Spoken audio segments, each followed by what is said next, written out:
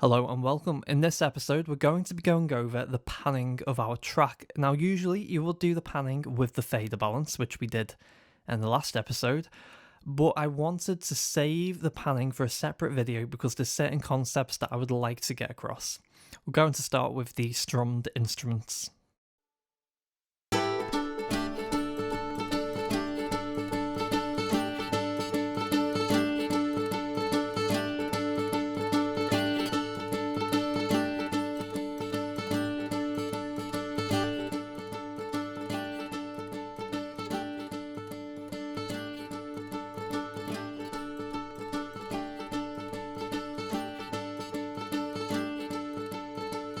Okay, now that we've done that, the acoustic is hugging around left and the banjo and mandolin to the right.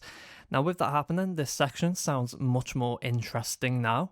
And as we will hear in the context of the mix, you'll notice the stereo width is much better for the track now.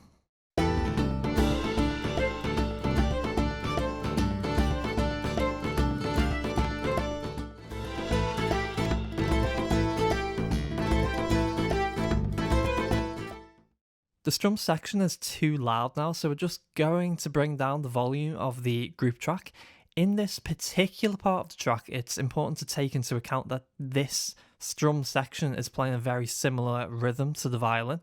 So the goal is to make it quiet enough that it doesn't cover up our lead melody, but you want enough there that it's going to give us that nice stereo width on the left and right.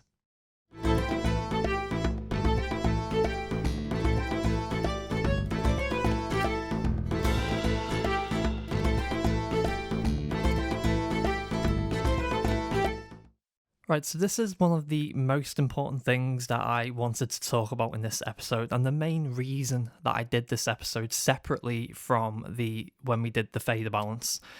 And what I'm about to say might sound counterintuitive. Now, too many stereo instruments actually ruin the stereo image of your mix. Here we have the concertina, the accordion, and the violin. All of these virtual instruments are stereo sampled and they sound really nice in isolation. But the moment they are put in the context of a full mix, it ruins the stereo image. This is a phenomena called big mono. I've also heard the term pseudo stereo. I'm going to show you with no stereo panning, and then I will activate the stereo panning where I have made the stereo image of all of these instruments narrower. Take a listen.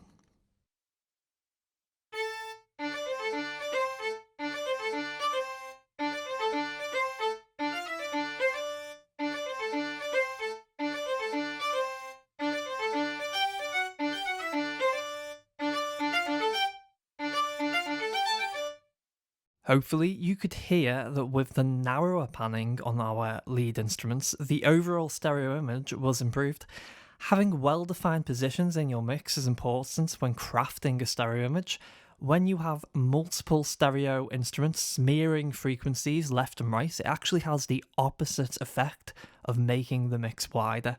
This is a problem you run into a lot when you're using synths, which utilize a lot of reverbs and delays, which of course makes the sound wider.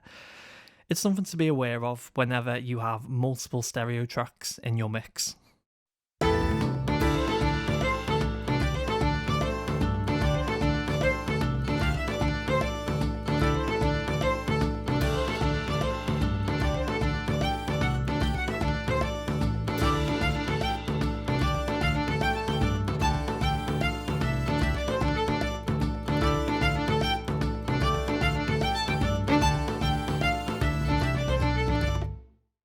Right, that pretty much covers it. Thank you for joining me in this episode where we went through the panning.